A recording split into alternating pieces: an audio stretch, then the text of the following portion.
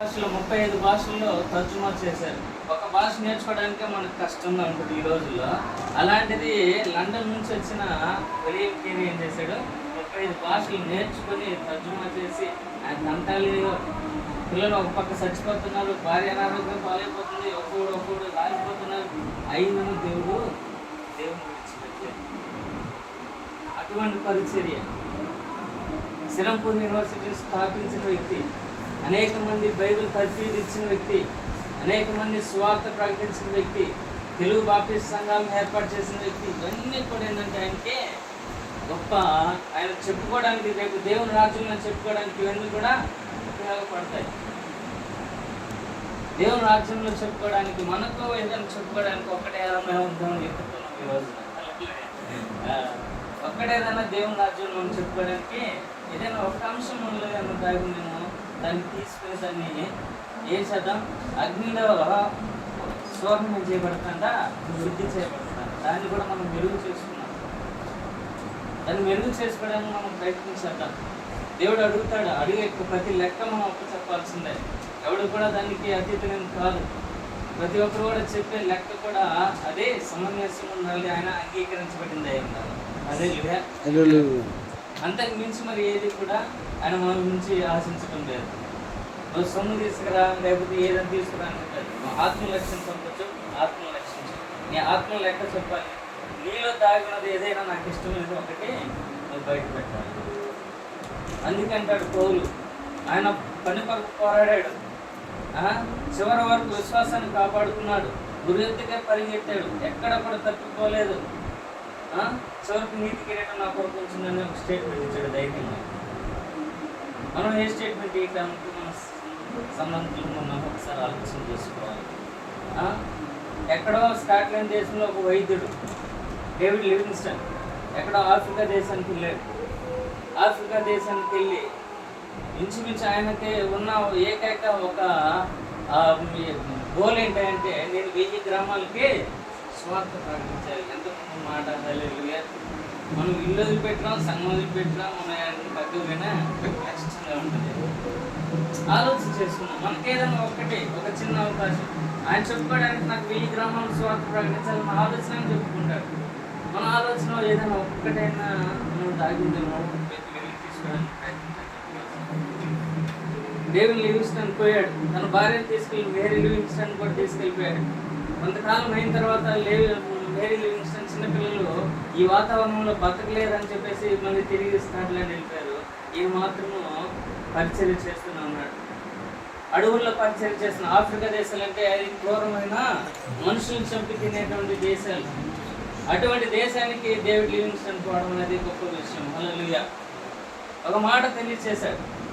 ఆ మాట ఏంటంటే, నేను 1000 గ్రామాలకి స్వార్థ ప్రకటించగా నేను తిరిగి రామని చెప్పేసి ఒక తీర్మానం తీసుకుపోయాడు. అనేక విషయాలు ఆ అడవిలో పోతున్నప్పుడు చీకట్లో ఒక పుల్ల పుచ్చుకొని కనుగుడ్డు మొత్తం కూడా కారిపోయింది. సింహం ఒకటి ఆయన మీద దాడి చేసి ఒక చైన్ కూడా తినివేశారు. ఒకసారి తన కుటుంబీకులను చూద్దామని చెప్పేసి స్కాట్లాండ్ దేశం వెళ్తే వేరే తలుపు తీసి ఎవరయ్యా నువ్వు అని చెప్పేసి తిరిగిందంట. హల్లెలూయా. మరి అటువంటి పరిచర్య దేవుడు కోరుకుంటున్నాడు మన నుంచి. ఒక చేయి లేదు, ఒక కన్ను లేదు, ఎవరు నువ్వు ఎక్కడి నుంచి చెప్పించోళ్ళ నువ్వు బయటికి పోనంట. అప్పుడు తను ఇంట్రడ్యూస్ చేసుకున్నాడు, తన వారికి ఇంట్రడ్యూస్ చేసుకునే స్థితిని అంతవరకు తెచ్చుకున్నాడు. ఒక స్థానంలో అయితే తను వైద్యుడే, ఒక వైద్య వృత్తిలో ఉన్న వ్యక్తి, ఒక స్వార్థ కొడుకు లండన్ మిషనరీ ద్వారా అక్కడికి వెళ్ళిన వ్యక్తి ఏం చేశాడంటే, అతను ఏదో ఒక వ్యాధి సోకి ఆ ప్రాంతానికి ఆ యొక్క టెంపరేచర్ తట్టుకోలేక ఒక వ్యాధి సోకి మాత్రం లేదు, మెడిసిన్ లేదు. ఆ మెడిసిన్ వేసుకుంటే ఏదైనా పని చేయగలిగిన స్థితి ఉన్నప్పుడు ఆ మెడిసిన్ కూడా లేని పరిస్థితి. అయితే దేవుడు దగ్గర మోకలేసి ప్రార్థన చేశాడు. 24 గంటలు ప్రార్థన చేశాడు. ప్రభువా, నేను బయటికి వెళ్ళి స్వార్థ ప్రకటించాలంటే ఆ మెడిసిన్ నాకు ఉండాలి. ఇప్పుడు ఎవరైతే ఉంటారు దేవుడు అంటే నమ్మనటువంటి నాస్తికుడు, ఒక విలేకరు ఆ మెడిసిన్ తీసుకుని లివింగ్స్టన్ అంటే నువ్వేనా చెప్పి తీసుకొచ్చాడు. హల్లెలూయా. దేవుడు గొప్పవాడు. ఎందుకంటే మనం ఆయన సన్నిధిలోకి వెళ్తే ఆయన వాడుకోవడానికి సిద్ధంగా ఉన్నాడు. మనం ఒక మంచి పాత్రగా మనం వాడుకుంటాడు. ఆయనకు నచ్చిన పాత్రగా ఆయన వాడుకోవడానికి సిద్ధంగా ఉన్నాడు. మనం ఎప్పుడైతే ఆయనకు ఒబే అవుతామో, విధేయత చూపుతామో, అప్పుడు మాత్రం వాడుకోవడానికి. నేను కాదు ప్రభు అంటే ఆయన మాత్రం ఏం చేస్తాడు? నీ లెక్క వచ్చినప్పుడు నేను చూస్తాలే, అప్పుడాక ఆగు అని చెప్పేసి నాకు పెడతాడు.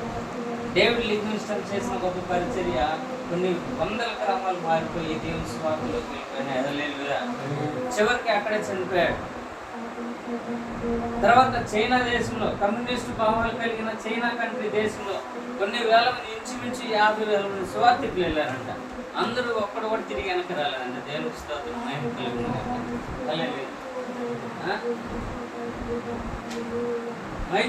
మైకల్ సిన్సన్ అనే ఒక వ్యక్తి అక్కడ నుంచి షాంఘై ప్రాంతానికి వెళ్ళాడు. షాంఘై ప్రాంతానికి వెళ్ళి సువార్త కొరకు వెళ్ళినప్పుడు అక్కడ వాళ్ళంట ఒక దేవతను పూజిస్తారంట. దేవతను పూజిస్తున్నప్పుడు వాళ్ళకున్న నమ్మకం ఏంటంటే మొత్తం కూడా ఆ నెలంతా కూడా, అందులో ఆ నెలలో 14వ రోజు మాత్రమే వర్షం పడిందంట, మిగిలిన రోజు పడదంట. అది వాళ్ళ నమ్మకం అంట. ఆ 14వ రోజు వర్షం పడితే ఆ ఎండ వచ్చిన సందర్భాలు లేవంట. ఇంచుమించు 70 సంవత్సరాల నుంచి ఆ రోజు ఎండపడే రోజే లేదు, అవకాశమే లేదంట. అలాంటిది వాళ్ళు చెప్పారు, ఇదిగో మా దేవత అద్భుతం ఇది అని చెప్పేసి అన్నారు. మా దేవత చేసే అద్భుతం ఇది అని చెప్పేసి అన్నప్పుడు సింసన్ ఒక 6 మంది యవనస్తులను కూడుకొని తీసుకొని పోయి అక్కడ మాట్లాడాడు. ఒక వ్యక్తితో మాట్లాడితే ఇదిగో ఆ రోజు కానీ వర్షం పడకుండా ఉంటే మీరు నమ్ముతారా దేవుని అని చెప్పేసి అన్నారు. సరే, అదే చినికి పెద్దల దగ్గరికి వెళ్ళిపోయింది. పెద్దల దగ్గరికి వెళ్ళినప్పుడు వాళ్ళు కూడా అంగీకరించారు. అయితే సింసన్ ఆ 6 మంది కలిసి 6 రోజుల నుంచి ఉపవాసం ఉండి ప్రార్థన చేస్తుంటే దేవుని మహాకృప ఆ రోజు వర్షం పడలేదు. గొప్ప సంగతి కదా. 70 సంవత్సరాల నుంచి పడ్డ నమ్మకాన్ని ఒక్క రోజులో దేవుడు ఏం చేశాడు? నమ్మకాన్ని దించివేశాడు. అయితే మళ్ళీ పెద్దలు అన్నారు, చూచింది కాదు, ఈరోజు ఏదో పడలేదు, వచ్చే నెల కూడా ఇదే పద్ధతి చేసుకున్నాం అని చెప్పేసి అన్నప్పుడు మళ్ళీ తిరిగి వాళ్ళు దానికి అంగీకరించి చేసిన మాట ఏంటంటే ఆ రోజు కూడా తిరిగి మళ్ళీ ఆ రోజు ఉపవాసం ప్రార్థన చేస్తున్నప్పుడు ఆ రోజు కూడా వర్షం పడలేదు. దేవుడు తెలుసుకుంటే మనం వాడుకోవాలనుకుంటే ఏ రీతికైనా వాడుకుంటాడు. హల్లెలూయా. కనుక మనం ఆయన పాత్రలుగా తయారవ్వాలి. అని ఎలా మలుచుకుంటాడో ఆయన ఇష్టం. ఏ పాత్రగా వాడుకుంటాడో ఆయన చేతిలో కనువారు మనం అంతే తప్ప మనం. కనుక ఆ రోజు నుంచి ఆ స్వార్థికులందరూ కూడా మార్గం చూసాం. అక్కడ ఉన్న వాళ్ళందరూ కూడా గొప్ప స్వార్థికులుగా మారారంట. ఆ షాంఘై పట్టణంలో మొట్టమొదటిగా స్వార్థ ప్రకటించబడింది. 1803లో షాంఘై ప్రాంతంలో దేవుడు ఆ బిడ్డను వాడుకోవడం మనం చూస్తుంటాం. అంత మాత్రమే ఇలా చెప్పుకుంటూ పోతే ఊళ్ళన్నీ హడ్సన్ పేలర్ చైనా దేశంలో కూడా స్వార్థ ప్రకటించాడు. చివరికి తను మాట్లాడిన మాట, అతను లేవలేని పరిస్థితి. అతనికి 46 సంవత్సరాల సమయంలోనే అతను చేసిన పని ఏంటంటే ఆయన తిరిగి మోకాలు పనిచేయలేని పరిస్థితి, వాడు చేతులు పనిచేయలేని పరిస్థితి, నీళ్లు లేవు, దబ్బులు లేవు, తినడానికి తిండి లేదు. ఇలాంటి పరిస్థితుల్లో కూడా ఆయన స్వార్థ ప్రకటన చేసి అనేకులను మార్చాడు. చివరికి పోతూ మోకాలు వేయడానికి రేపు చనిపోతాడనగా ఈరోజు మాట్లాడిన మాట, ఆయన చివరి మాటలు ఏంటంటే, ప్రభువా నేను మోకాలు వేయడానికి నాకు వాళ్ళు పని చేయట్లేదు, నేను దండం పెట్టాలని నా చేతులు కూడా పని చేయట్లేదు, నన్ను క్షమించు ప్రభు అని చెప్పేసి ఒక మాట చెప్పి ఆ రాత్రి కనిపిస్తాడు. ఇలాంటి గొప్ప చరిత్రకారులు చేసినవి ఎన్నో ఉన్నాయి. మనం మన పరిచర్యని వాళ్ళతో పోల్చుకుంటే మనం ఏ స్థితిలో ఉన్నాం అనేది ఒక్క మనం ఆలోచన చేసుకోవాలని చెప్పేసి నేను ప్రేమపూర్వకంగా తెలియజేస్తున్నాను. ఆఫ్రికా ఖండంలో ఒక దేశ అధ్యక్షుడు ఒక గొప్ప సైంటిస్ట్ ఇంటికి పిలిచాడంట. ఇంటికి పిలిచినప్పుడు అధ్యక్షుడు అతన్ని భోజనం ఆఫర్ చేశాడు. భోజనం ఆఫర్ చేసి ఒక అధ్యక్షుడు పదవిలో ఉండి ఒక సైంటిస్ట్, గొప్ప దేశ సైంటిస్ట్ని ఇంటికి భోజనానికి ఆఫర్ చేసినప్పుడు ఆ అధ్యక్షుడు అంట బైబిల్ పక్కన పెట్టుకుని అతను భోజనం వడ్డిస్తున్నాడంట. ఆ సైంటిస్ట్ ఉన్నాడంట, ఇంకా ఇంత సైన్స్ డెవలప్ అయినా కానీ నువ్వు ఇంకా ఈ బైబిల్ పట్టుకుని అమ్ముతున్నావు అన్నాడంట. అధ్యక్షుడు ఒక మాట ఉన్నాడంట, ఈ బైబిల్ కానీ పక్కన లేకపోతే నీ తల నా ప్లేట్లో ఉండేది. దేవునికి మహిమ కలుగుతుంది. ఈ బైబిల్ నా పక్కన లేకపోతే నీ తల నా ప్లేట్లో ఉండేది అన్నమాట. అంత నరరూప రాక్షసుల మధ్య దేవుని స్వార్థ ప్రకటించడం అనేది చాలా గొప్ప విషయం. చూడండి దేవుడు వాడుకోవాలంటే ఎంత గొప్ప విషయాలు ఉన్నాయి బైబిల్లో. ఇంకా చెప్పుకుంటూ పోతే మనకు చాలా విషయాలు దేవుడు. మనకు క్రూసైడ్స్ ఉన్నాయి, 10 క్రూసైడ్స్ అనగా 10 పవిత్ర యుద్ధాలు. సంఘ చరిత్రలో మనం చూసుకుంటే 10 పవిత్ర యుద్ధాలు అని చెప్పేసి మనం చూస్తూ ఉంటాం. ఆది అపోస్తులు వారు తర్వాత చేసినటువంటి రోమన్ గవర్నమెంట్లో జరిగిన ఈ 10 యుద్ధాలు అది చాలా భయంకరమైనవి.